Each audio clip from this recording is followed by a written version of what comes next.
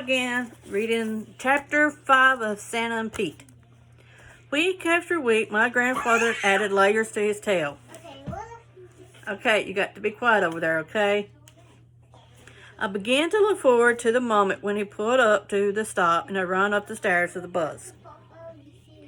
As we rode along, I discovered that Manhattan was a spine like a dinosaur's. Tallest at the top and then tapering down. Numbered streets cross wide avenues until you get to the bottom where New Amsterdam used to be. There is still some quaint little, like a town where they paved a street or built a house as it was needed. Sorry. Which no bigger plan in mind. At 181st Street, near the rocky top of Manhattan, we always picked up Mr.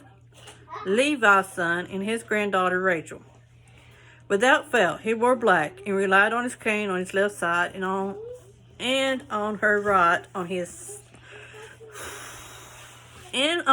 his right. She had thick brown hair scooped up in a ponytail and wide open eyes, as if something just startled her. One day, Grandpa suggested that Mr. Levi's son walk like the governor of New Amsterdam, Peter Stratovitz, whose leg got blown off by a canyon during a battle and he was replaced by a wooden leg. And was replaced by a wooden leg. At 135th Street, which was lined with neighborhood businesses, Mrs. McLeod, aka the Hat Lady, joined us.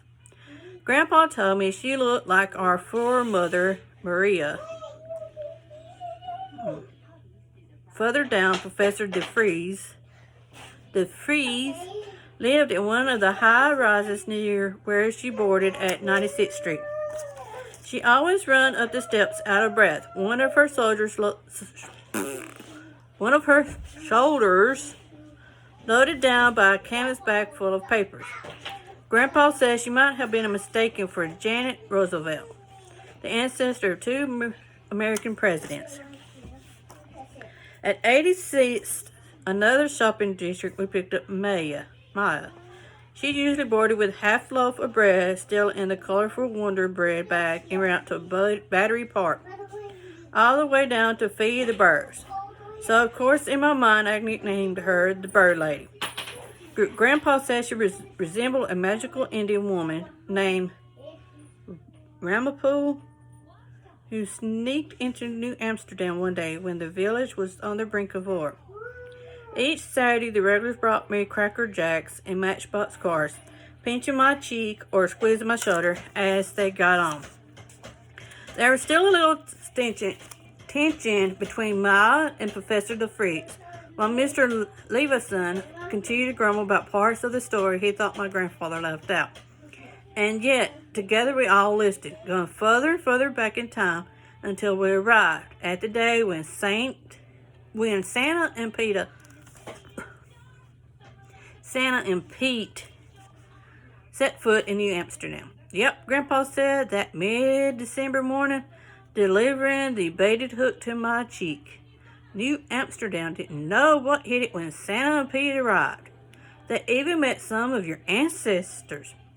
Santa Claus met my ancestors, he asked. And don't forget Pete, he said. Who's Pete? Rachel asked. Professor DeFries looked up. Then Ma turned in. You know, Mrs. McLeod was paying rapt attention, so that left Mr. Levi's son, who had been tapping his cane, but slowly turned his head to Grandpa too. Curious, right, Grandpa Small? As he led a couple of passengers off and we began moving again. I waited and waited for him to get on with the story, but he didn't.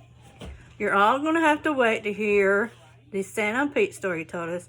I only tell that one once a year. We all groaned. When? Someone asked. Soon, he said. 1 minute is not going to come soon, I reminded him. Then will you tell us? 1 minute is going to come soon, I reminded him. Then will you tell us? No, not then. What about in an hour? No, not then either. Just sit tight, son. So I looked out the window and started counting blue cars. It calmed me. And to this day, when I'm on the verge of losing my cool, I will find something to count, cars, fingers, moons of Jupiter, until the moment passes. But back then I didn't know from cool, so the next day I called my grandfather. As I did 2 or 3 times daily throughout the week, when I got him on the line, I had only 2 words for him. "Who's Pete?" He seemed really glad to hear from me, and went on talking about everything under the sun, never getting around to my question, and no matter calling and pestering unlocked his jaws. When I asked him when he would tell me the story, he just replied, "Soon." "When?" I asked again. "Soon." He seemed content to repeat it as many times as it took for me to get it. "How long?" I asked again. "Not long," he said, offering a slight twist on the refrain. Come back tomorrow for chapter 6. Bye.